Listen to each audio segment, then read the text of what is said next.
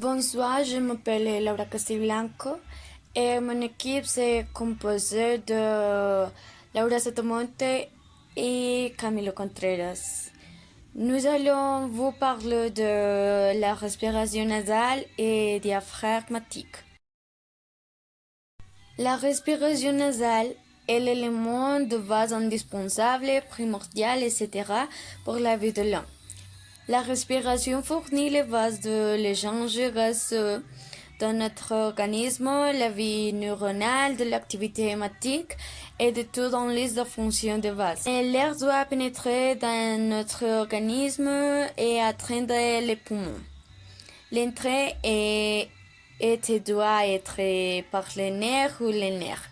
Les pathologies nasales et les mauvaises habitudes respiratoires peuvent affecter à la voix, la qualité de la voix et le bon état du larynx. Il est essentiel de bien respirer par le nez parce qu'il permet de fermer la bouche, souvent pour éviter la sécheresse vocale et sécréter et alcaliniser la salive, chose fondamentale pour la qualité vocale. Accélérer les ronds nasales pour intensifier l'oxygénation. Oxygéner le corps correctement.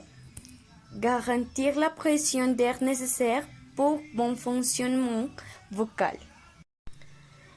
Reprenez votre souffle par le nez jusqu'à ce que vous vous remettiez.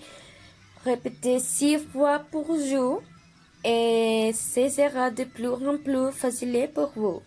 Avantage de la respiration par le nez. En inhalant par le nez, l'air atteint tous les recoins de nos poumons et les remplit complètement. En respirant par la bouche, l'air resté sous ou sommet par le nez, nous sommes mieux oxygène et cela répercute sur notre relaxation. Les poils et les muqueuses des narines ont pour fonction de nettoyer l'air. Ils piègent les particules de poussière. S'il y a beaucoup de particules, cela crée beaucoup de muqueuses pour les piéger ou simplement éternuer. Les poils ont aussi des anticorps qui aident à éliminer les germes qui peuvent nous affecter. En respirant par le nez, et vous réglez l'humidité en la température de l'air en les climatisant pour qu'ils pénètrent dans les poumons. Cela permet d'éviter la sécheresse et les dommages causés par l'air très froid. En respirant par le nez, on maintient l'équilibre entre l'oxygène et le dioxyde de carbone dans les ondes. La respiration vocale est plus renversée, rend plus difficile l'échange gazeux dans les poumons. La respiration nasale nocturne permet l'oxygénation totale de notre corps et cela profite à notre repos.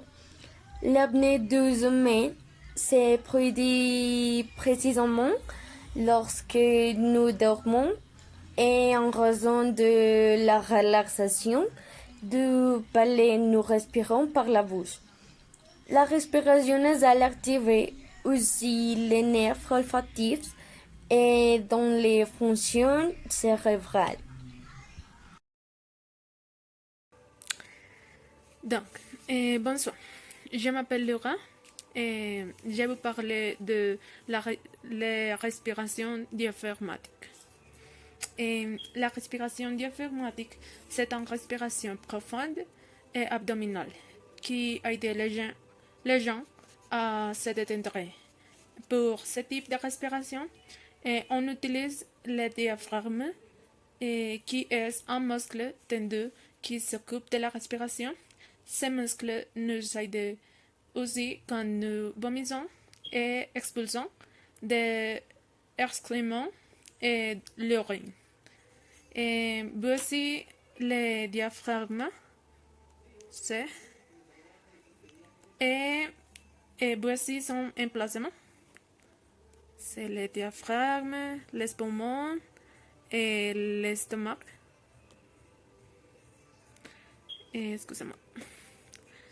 Le diaphragme, c'est les muscles qui est dessous des côtes et haineux de l'estomac. Et dans ce type de respiration, les poumons sont remplis d'air, le diaphragme descend et fait que l'estomac se déplace vers l'avant quand l'air est expiré. Et des poumons sont vidés, le diaphragme se remonte et l'estomac se remonte à l'intérieur.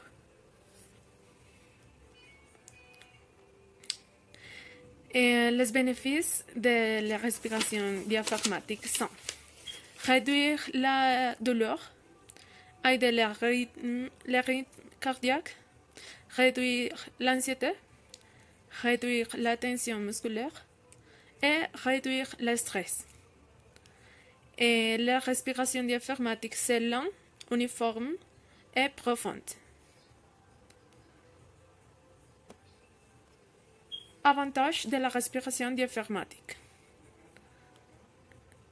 La respiration diaphragmatique peut vous aider à respirer plus facilement, inspirer plus d'air, et se détendre, faire l'exercice ou être plus actif. Et c'est tout. Merci. Salut mes copains, je vais expliquer quels sont les deux types de respiration pulmonaire. Alors, pour notre premier cas, c'est la respiration nasale ou thoracique. Et pour cette respiration, vous devez inspirer beaucoup d'air et après attendre ton côté comme ça.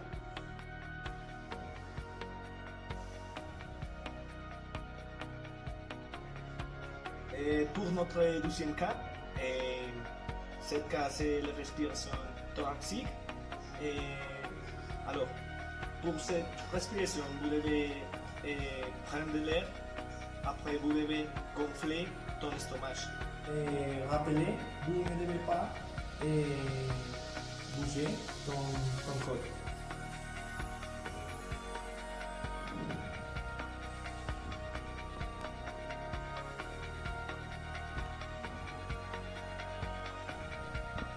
Alors, des avantages de la respiration diaphragmatique, on peut respirer plus facilement, on peut inspirer plus d'air, et c'est une respiration pour quelqu'un qui chante. Et il y a un troisième type de respiration.